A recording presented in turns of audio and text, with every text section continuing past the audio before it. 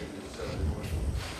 We've always kept these consultations very, very informal, so please feel free to ask any questions, any queries. Of course, we welcome your suggestions in respect of the 2017-2018 budget, but even going forward. We've had a number of submissions, some very useful submissions. Some people have tended to also just focus on their specific areas. One of the things that you would have seen that the PS would have presented, and hopefully that's come through, is that the budget is all about balancing the different demands and different needs. It's all about balancing it. We have all countries have limited resources. Of course, ours, we also have limited resources. We need to be able to, of course, ensure that we are able to balance those priorities, given in particular the government's focus. So you would have seen a few years ago, we put in a lot of money into education, and we believe that that type of investment in education is very critical for the future. We need to build up a good cadre of human resource capital, or human resources in Fiji. That human resource capital actually has been missing for a very long period of time because of the brain drain, because of the events of '87 and 2000 in particular. So what we are doing now is trying to build that capacity. There's a number of areas, for example, scholarships that we do give. They're targeted scholarships. So we don't, for example, we don't give scholarships for people to become lawyers. We believe there's too many lawyers, but there's shortage of doctors, nurses, marine scientists, land surveyors, town planners, counselors, speech therapists, all of these areas in which we lack the local professional skill sets. In fact, in Fiji, we don't think at the moment we have any speech therapists at all. What we have also been doing in respect of that, all doctors now that do get recruited by the Ministry of Health, the public health system, any of the postgraduate studies at Fiji National University, we pay for that. So we don't require them to make any contribution because we need to build the specialist skill sets. Our area of priority in health, of course, is to build the HR capital in that area. We don't have, for example, if any one of us at the moment requires an open heart surgery, there's nobody in Fiji who can carry out open heart surgery. Nobody. There's nobody available 24/7. We only get visiting teams. Now, of course, you cannot make a cardio surgeon overnight. You need 10, 15 years of training. Unfortunately, that level of investment has not taken place. In the same way, the same level of investment has not taken place, nor the incentives and encouragement has been provided to get people to become professional counselors, professional speech therapists, etc.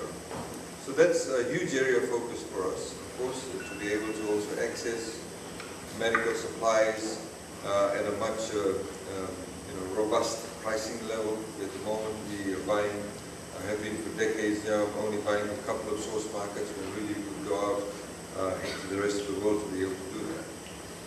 The other area, of course, is the infrastructure focus. You've seen that we've had the infrastructure focus for the past 2 or 3 years.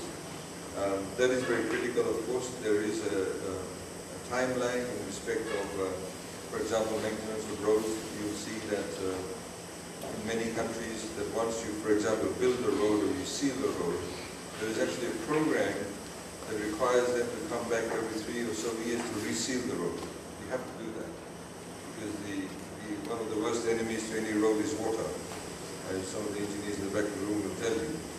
So we have not had that program for decades on end. So this is why you have fundamental breaches of the integrity of the roads that we do have, and many of them are crumbling. So this is why FRA has been allocated large budgets. But that budget also, ladies and gentlemen, includes a lot of building of bridges and jetties, particularly in the outer islands. The other area, of course, that we have been very much focused on is the ability to encourage small micro-enterprises in Fiji. That's very, very important. If you look at any economy, you will see that the small, medium, and micro-enterprises are the ones that actually generate employment very, very quickly. And also it creates a lot of opportunities for people to have sustained livelihoods. And this is why we have had this huge focus on micro-enterprise development. So whether a person who's a farmer in a village and has a couple of pigs, and they want to move on to the next stage and build that next extra pigsty and get a couple more piglets, this, by giving them the seed capital for that, they are able to move on to the next stage of their business. Now, same way with women who are making handicraft, they generally are just selling handicraft to live on the takings from the day. But they are not able to move on to the next stage, which means that they require a bit of capital to be able to make more goods, be able to do a lot more creative handicrafts so they can appeal more to the tourists. And you find that a lot of these people, or the recipients of this, are benefiting from it quite hugely. Last but not least, of course, is to be able to tap into mainstream a lot of people who are always on the fringes of society. So as you saw in the last year's budget, we had a huge focus on disabled persons. We now provide, for example, a 300% tax incentive for anybody that employs a disabled person for a period of 3 years. We've had horrendous stories of how a lot of disabled people, some of them are extremely capable and extremely intelligent to be able to contribute where they've been exploited. So in that way, you can get a lot more of these people to be employed. When they're employed, actually, they come out of the poverty cycle, the poverty structures that exist. They raise the income level. And we've also increased the amount of funds being allocated to the different disabled associations. So, I mean, these are some of the broad aspects of what the budget has been focusing on. And we'll look at expanding upon that, but the idea, of course, is to create the economic opportunities. There are a number of reform agendas that we do have that you see in the fore, whether it's divestment of certain shares, whether it's actually reforming the public service. But all of this is that we take a holistic approach to it. And we also recognize the fact that there are certain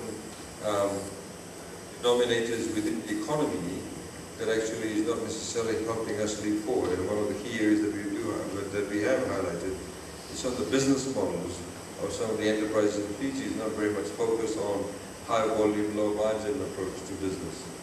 Because you will see that in many areas we've actually reduced the duty, for example, a lot of food items, a lot of other consumables, but those reductions in duty have not necessarily been passed on to the consumers. And I think that is a very critical issue. We need to keep on hammering that point. But just with those few remarks, I'd like to now open up the floor. Please feel free to ask any questions. Please also make any suggestions should you wish. Also after this, if you want to make any written submissions, you can do so as advertised.